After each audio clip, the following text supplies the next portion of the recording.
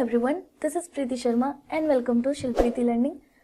आज हमें next topic production possibility frontier complete करना है। इसके पहले 6 वीडियो बन चुकी है जिसमें बाकी सारे टॉपिक्स हुए थे। इस चैप्टर का ये लास्ट टॉपिक है और ये थोड़ा बड़ा और इम्पॉर्टेंट टॉपिक है, तो इसे हम 2 वीडियो में करेंगे, एक अभी और एक नेक्स्ट जो वीडियो होगी उसमें। तो स्टार्ट करते हैं। So the topic is production possibility frontier. इसका मतलब क्या है? प्रोडक्शन पॉसिबिलिटी का मतलब क्या है? हमें पता है कि हमारी इकोनॉमी में स्कार्सिटी ऑफ रिसोर्सेज हैं एंड अनलिमिटेड ह्यूमन वांट्स हैं। ये 2 प्रॉब्लम है हमारी इकोनॉमी की, जिसकी वजह से हमें हमारी इकोनॉमी को चॉइस मेकिंग करनी पड़ती है। ठीक है, उसके साथ साथ रिसोर्सेज की अल्टरनेट यूजेस भी हैं। एक रिसोर्स को हम अलग अलग जगह यूज़ कर सकते हैं, तो ये सारी चीज़ें क्रिएट करती हैं चॉइस मेकिंग प्रॉब्लम इकोनॉमी के लिए। ठीक है, तो वैसे देखा जाए तो इकोनॉमी में प्रोडक्शन इनफाइनाइट गुड्स का हो सकता है, क्योंकि बहुत सारे गुड्स हैं, बहुत सारी अलग अलग तरीके की डिमांड्स हैं। बट पीपीएफ को समझने के लिए, प्रोडक्शन पॉसिबिलिटी को समझने के लिए इकोनॉमिस्ट्स ने 2 गुड्स को अज्यूम करके रखा। मीन्स कि अज्यूम करा कि एक इकोनॉमी को हमेशा 2 गुड के बीच में चॉइस मेकिंग करनी है कि इन दोनों में से किसके प्रोडक्शन को कितना क्वांटिटी में करना है। ठीक है, so economist just assumed a very basic economy with 2 goods. ठीक है, अब इसके बीच में इकोनॉमी कैसे डिसाइड करेगी कि उसे कौन से गुड्स के प्रोडक्शन को इंक्रीज या डिक्रीज करना है। ठीक है, तो ऐसा होता है कि जब भी कोई किसी 2 प्रोडक्ट की हम बात कर रहे हैं, जस्ट सपोज कि हम आइसक्रीम की बात कर रहे हैं एंड पेन की बात कर रहे हैं। आइसक्रीम एंड पेन 2 बहुत मतलब बेसिक प्रोडक्ट है ये, तो हम इसकी ही बात कर रहे हैं। तो जब भी हम इसके बारे में अगर स्टडी करेंगे, इसके प्रोडक्शन के बारे में स्टडी करेंगे, तो उसे कहेंगे प्रोडक्शन पॉसिबिलिटी शेड्यूल। ठीक है, जब भी किसी 2 प्रोडक्ट को हम स्टडी करते हैं उसके प्रोडक्शन से रिलेटेड कि रिसोर्सेज लिमिटेड हैं, तो उसके बाद इकोनॉमी कैसे डिसीजन लेगी, तो उस स्टडी को हम प्रोडक्शन पॉसिबिलिटी शेड्यूल कहते हैं। ठीक है, और जब हम उसे एक ग्राफ के थ्रू रिप्रेजेंट करते हैं तो उसे हम प्रोडक्शन पॉसिबिलिटी फ्रंटायर कहते हैं। तो ये था। ठीक है, तो पीपीएफ की फिर हम डेफिनेशन देख लेते हैं, क्योंकि हमें अगर एग्जाम में लिखना हो तो हम किस तरीके से लिखेंगे। Here comes the definition for PPF. The definition says PPF refers to graphical representation of possible combinations of 2 goods that can be produced with given resources and technology. इसका मतलब ये है कि इकोनॉमी में सपोज किया कि इकोनॉमी के पास limited resources हैं, लिमिटेड टेक्नोलॉजी है। ठीक है, सो रिसोर्सेज और टेक्नोलॉजी जो भी अवेलेबल है इकोनॉमी के पास, उनका इस्तेमाल करके किसी भी 2 गुड्स के प्रोडक्शन कॉम्बिनेशन कैसी होगी। प्रोडक्शन कॉम्बिनेशन का मतलब, पॉसिबल प्रोडक्शन कॉम्बिनेशन का मतलब हुआ कि कितनी क्वांटिटी के गुड्स प्रोड्यूस होंगे। फॉर एग्जांपल मैंने कहा कि सपोज कि इकोनॉमी सिर्फ 20 यूनिट्स ही प्रोड्यूस कर सकती है। ठीक है, either for A either for B. तो इकोनॉमी ने डिसाइड किया कि वो ए के लिए 10, बी के लिए 10 प्रोड्यूस करेगी। ठीक है, then according to the demand the production possible combination उसे चेंज करना पड़ा। उसने डिसाइड किया कि ए के लिए सिर्फ 8 यूनिट्स बनाएंगे और बी जो प्रोडक्ट है उसके हम 12 यूनिट्स बनाएंगे, क्योंकि बी की डिमांड बढ़ी हुई है। तो इसी वजह से ये जो हमने शेड्यूल बनाया इसे कहेंगे प्रोडक्शन पॉसिबिलिटी शेड्यूल। ठीक है, क्योंकि इसमें प्रोडक्शन पॉसिबिलिटी बताई गई है किस कॉम्बिनेशन में गुड्स का प्रोडक्शन होना है, और इसके साथ जब हम इसको एक ग्राफ पे रिप्रेजेंट करेंगे तो वो बन जाएगा प्रोडक्शन पॉसिबिलिटी फ्रंटायर। ठीक है, so we say PPF refers to graphical representation of possible combinations of 2 goods that can be produced with given resources and technology. ठीक है, so this was the definition for PPF. Now comes the next topic, that is assumption of PPF. PPF में कुछ assumptions भी हैं, तो उन assumptions को पढ़ते हैं सबसे पहले। So here we get the assumptions for PPF. क्या क्या assumptions हैं? PPF का जो definition था उसमें ये था कि इकोनॉमी में जितने भी रिसोर्सेज और टेक्नोलॉजी गिवन है, ठीक है, उसके यूज़ करके इकोनॉमी किसी भी 2 गुड्स का कितने पॉसिबल कॉम्बिनेशन प्रोडक्शन का बना सकती है। ठीक है, सो इसका जब हम ग्राफिकल रिप्रेजेंट करते हैं तो वो पीपीएफ हो जाता है। बट पीपीएफ के लिए कुछ एजम्पशंस भी हैं। सो एजम्पशंस में देखते हैं क्या क्या है। सबसे पहले है the amount of resources in an economy is fixed but these can be transferred from one use to another.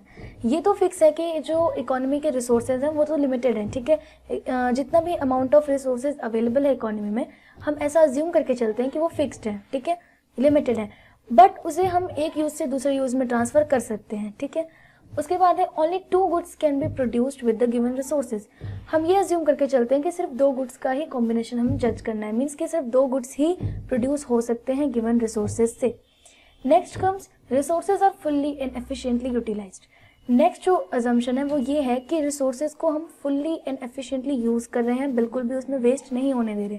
जितना बेस्ट पॉसिबल मैनर है उस तरीके से हम उसको यूज़ करके प्रोडक्शन करेंगे। Next is decrease in productivity. Decrease in productivity का मतलब ये है कि जब रिसोर्स को एक यूज़ से दूसरे यूज़ में, मतलब एक जगह से दूसरे जगह हम ट्रांसफ़र करते हैं, दूसरे प्रोडक्शन में जब ट्रांसफ़र करते हैं तो उसकी प्रोडक्टिविटी लूज़ हो जाती है। फॉर एग्जाम्पल, एक आइसक्रीम बनाने वाला जो फैक्ट्री होगी उसके जो लेबर्स होंगे, अगर उन्हें पेन बनाने की फैक्ट्री में हम सेंड करें तो वहाँ पे उनकी जो प्रोडक्टिविटी होगी वो कम होगी। क्यों? क्योंकि आइसक्रीम बनाने के टाइम जो उनका एक्सपीरियंस था वो पेन बनाने के टाइम उनको यूजफुल नहीं होगा। So this is why the productivity for resources decrease. ठीक है, जब भी हम ट्रांसफ़र करते हैं एक से दूसरे में, एक प्रोडक्शन से दूसरे प्रोडक्शन में जब भी ट्रांसफ़र करते हैं तो productivity of the resources decrease. Next comes level of technology is constant. और हम ये अज्यूम करके चलते हैं कि जो टेक्नोलॉजी लेवल है वो कांस्टेंट चल रहा है। ठीक है, उसमें कोई इंक्रीमेंट नहीं है, कोई डेवलपमेंट नहीं है, जो टेक्नोलॉजी हम यूज़ कर रहे हैं वो कांस्टेंट है। ठीक है, so these are the assumptions for PPF. ये अजम्पशंस हैं पीपीएफ की। इसको एक ग्राफ से समझते हैं। Here comes an example. एक एग्जाम्पल लेके चलते हैं।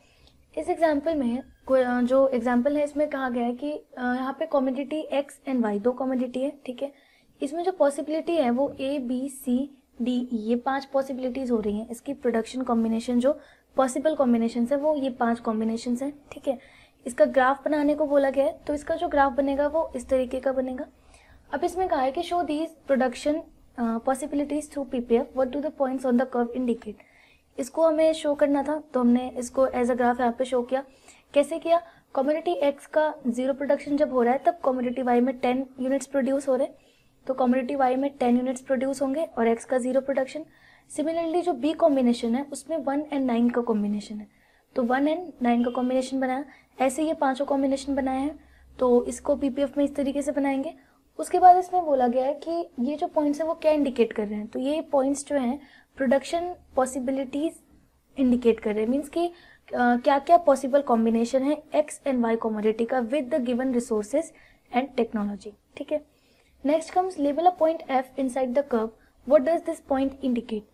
अगर इस कर्व के अंदर एक पॉइंट एफ हम इंडिकेट करें, इसमें कहा है कि एक एफ इंडिकेट करना है, तो हमने एक पॉइंट एफ इंडिकेट किया यहाँ पे। इसका मतलब क्या है? तो जो पीपीएफ है उसका मीनिंग ये होता है कि हमें कितने पॉसिबल कॉम्बिनेशन हम बना सकते हैं रिसोर्सेज को फुल्ली यूटिलाइज करके। तो यहाँ पे ये जो एफ है इसका मीनिंग ये है कि जो रिसोर्सेज हैं वो अंडर यूटिलाइज्ड है, मतलब कि उन्हें उनका फुल एफिशिएंट यूटिलाइजेशन नहीं हुआ, इसीलिए प्रोडक्शन का जो बेस्ट पॉसिबल प्रोडक्शन जो जिस बेस्ट पॉसिबल मैनर में किया जा सकता था वो नहीं हो पाया क्योंकि रिसोर्सेज अंडर यूटिलाइज्ड है। ठीक है, now next point is label a point G outside the curve, what does this point indicate. इसमें कहा है कि एक कर्व के आउटसाइड हमें एक पॉइंट जी को इंडिकेट करना है। ठीक है, और उसके बाद ये पूछ रहा है कि इसका क्या मीनिंग है। तो अगर हम इस ग्राफ को देखें ध्यान से तो इसमें जो पॉसिबल कॉम्बिनेशंस हैं वो है ए बी सी डी और ई, ये 5 बेस्ट पॉसिबल कॉम्बिनेशंस हैं जहाँ पे रिसोर्सेज और टेक्नोलॉजी को फुल्ली यूटिलाइज किया जा रहा है। अगर एफ की बात करें तो यहाँ पे रिसोर्सेज अंडर यूटिलाइज्ड है। ठीक है, रिसोर्सेज का फुल एफिशिएंट यूटिलाइजेशन नहीं है।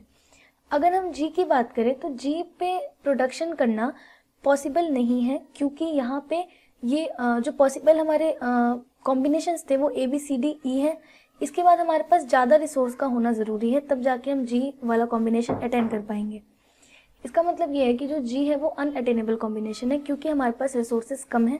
ठीक है, सो पॉइंट नंबर 3 ये था। Next is what must occur so that economy can attain the level of production as indicated by point G. ये वही क्वेश्चन है कि जी को अटेन करने के लिए, इस कॉम्बिनेशन को कंप्लीट करने के लिए इकोनॉमी के पास क्या होना चाहिए, मीन्स कि क्या चेंजेस आने चाहिए। तो यहाँ पे मेन प्रॉब्लम बस रिसोर्सेज और टेक्नोलॉजी की है क्योंकि हमारे पास वो लिमिटेड है। तो जी कॉम्बिनेशन अटेन करने के लिए इकोनॉमी के पास या तो रिसोर्सेज बढ़ने चाहिए या फिर टेक्नोलॉजी में इंक्रीमेंट होना चाहिए, और दोनों कमोडिटी के रिस्पेक्ट में। ठीक है, सो इस एग्जाम्पल में यही था और इससे रिलेटेड क्वेश्चंस ऐसे ही आते हैं। नेक्स्ट टॉपिक है हमारा कैरेक्टरिस्टिक्स ऑफ पीपीएफ। तो इसको पढ़ने से पहले हमें इस क्वेश्चन का इसका एमआरटी निकालते हैं, मार्जिनल रेट ऑफ ट्रांसफॉर्मेशन। हमने लास्ट वीडियो में पढ़ा था। यहाँ पे हमने पढ़ा था कि एमआरटी में सेक्रीफाइस यूनिट जो होता है उसका गेन यूनिट के साथ निकालते हैं हम रेशियो। तो यहाँ पे जो सेक्रीफाइसिंग यूनिट है वो y है, तो डेल्टा y, और जो गेन कर रही है वो कमोडिटी x है, तो डेल्टा x। ठीक है, तो एमआरटी निकलेगा delta y over delta x से। तो इसको निकालते हैं पहले। y जहाँ यहाँ पे 1 यूनिट सेक्रीफाइस कर रहा है यानी कि 1 y, और गेन कर रहा है x 1 यूनिट यानी कि 1 x। नेक्स्ट यहाँ पे y 2 यूनिट सेक्रीफाइस कर रहा है, सो 2y, और x 1 यूनिट गेन कर रहा है, देन 1x। अगेन यहाँ पे 3y and 1x and 4y and 1x। इसका मीनिंग ये है कि 3 यूनिट सेक्रीफाइस किया y ने, तो x ने 1 यूनिट गेन किया है। ये होता है एमआरटी। ठीक है, तो अब इससे रिलेटेड है इसकी प्रॉपर्टीज, पीपीएफ की जो प्रॉपर्टीज हमें पढ़नी है। बेसिकली कैरेक्टरिस्टिक्स या प्रॉपर्टीज कुछ भी बोल सकते हैं। तो पीपीएफ की जो प्रॉपर्टीज होती हैं वो 2 होती हैं। नंबर 1 होती है पीपीएफ ऑलवेज स्लोप्स डाउनवर्ड। ठीक है, पीपीएफ जो है, पीपीएफ कर्व हमेशा डाउनवर्ड स्लोपिंग होता है। और जो उसकी दूसरी प्रॉपर्टी है वो है PPF is concave shaped. Means कि जो पीपीएफ है उसका शेप क्या होता है, वो कॉनकेव होता है। तो देखते हैं इसमें, यहाँ पे जो ये पीपीएफ कर्व था ये डाउनवर्ड स्लोपिंग है, हमें दिख रहा है डाउनवर्ड स्लोपिंग। ठीक है, और उसके साथ साथ ये एक कॉनकेव शेप्ड भी है ना। तो इसका रीजन क्या है, एक एक करके समझते हैं। सबसे पहला पॉइंट है पीपीएफ स्लोप्स डाउनवर्ड्स। हमने पीपीएफ में पढ़ा कि पीपीएफ में जब एक कमोडिटी सेक्रीफाइस करती है तो दूसरी कमोडिटी गेन करती है। ठीक है, ये पढ़ा था। तो सपोज कि हम इसका ग्राफ बनाते हैं, डाउनवर्ड स्लोपिंग ये क्यों होता है हमें ये समझना है। तो सपोज कि कमोडिटी जब इकोनॉमी जब एक्स कमोडिटी का प्रोडक्शन और वाई कमोडिटी का प्रोडक्शन कर रही है, तो अगर एक्स कमोडिटी की प्रोडक्शन यहाँ पर हो रही तो वाई की 0 होगी। ठीक है, और एक्स जैसे जैसे सेक्रीफाइस करते जाएगा वैसे वैसे वाई प्रोडक्शन गेन करते जाएगा। ठीक है, जैसे जैसे एक्स का प्रोडक्शन कम हो रहा है वैसे वैसे वाई का प्रोडक्शन इंक्रीज हो रहा है। तो इससे देखें तो ये डाउनवर्ड स्लोपिंग बनेगा। ठीक है, तो इसका रीजन यही होता है कि there is a inverse relationship between change in quantity of one commodity and change in quantity of another commodity. दोनों के बीच में इनवर्स रिलेशनशिप होता है। जैसे जैसे ये सेक्रीफाइस करता है वैसे वैसे दूसरा कमोडिटी जो है वो गेन करने लग जाती है। तो ये रीजन है कि जो पीपीएफ है वो डाउनवर्ड स्लोपिंग होता है। ठीक है, सो नेक्स्ट इसका पॉइंट है PPF is concave shaped. PPF concave shaped क्यों होता है? पीपीएफ के कॉनकेव शेप्ड होने का रीजन है एमआरटी। एमआरटी इसलिए क्योंकि एमआरटी इज इंक्रीजिंग रेट, मतलब हर पॉसिबल कॉम्बिनेशन पे जो एमआरटी होती है वो इंक्रीज हो रही होती है। यहाँ पे दिख रहा है इंक्रीमेंट हो रहा है। ठीक है, जैसे जैसे ये सेक्रीफाइस करते जा रहा है दूसरा जो कमोडिटी है वो गेन करते जा रही है।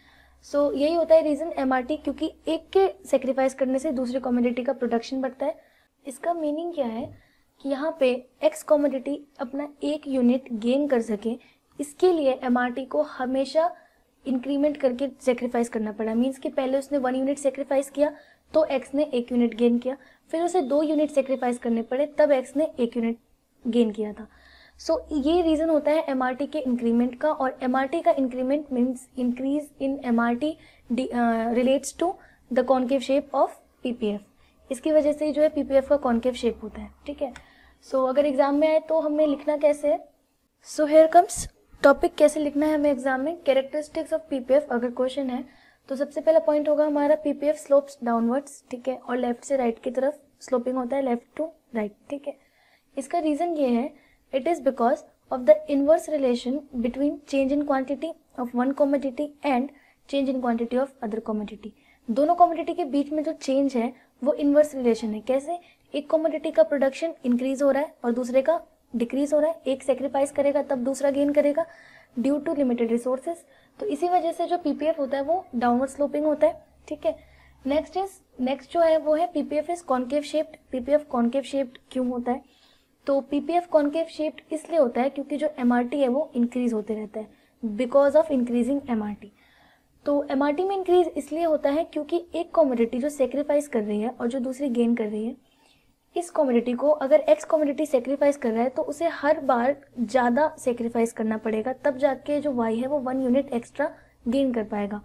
मीन्स कि हमने पीछे देखा जो MRT आई थी वो MRT हमारी 1x 1y, फिर 2x 1y, 3x 1y इस तरीके से आई थी। इसलिए हुआ था क्योंकि x ने पहले 1 सेक्रीफाइस किया तो y ने 1 गेन किया, फिर x को 2 सेक्रीफाइस करने पड़े तब y ने 1 गेन किया। तो यहाँ पे जो है MRT वो इंक्रीज हो रहा है, जो रेट ऑफ ट्रांसफॉर्मेशन है, मार्जिनल रेट ऑफ ट्रांसफॉर्मेशन, वो इंक्रीज हो रहा है। इसकी वजह से जो ग्राफ का शेप होता है वो कॉन्केव शेप्ड होता है। ठीक है, नेक्स्ट कम्स, अब इस चैप्टर में ये 3 टॉपिक्स बचे हैं जिसमें से ये 2 क्वेश्चंस हैं, can PPF be a straight line and can PPF be convex to origin. ये 2 क्वेश्चंस टाइप है और next is change in PPF। ठीक है, सो ये 3 हम नेक्स्ट वीडियो में डिस्कस करेंगे। Till then take care and good bye.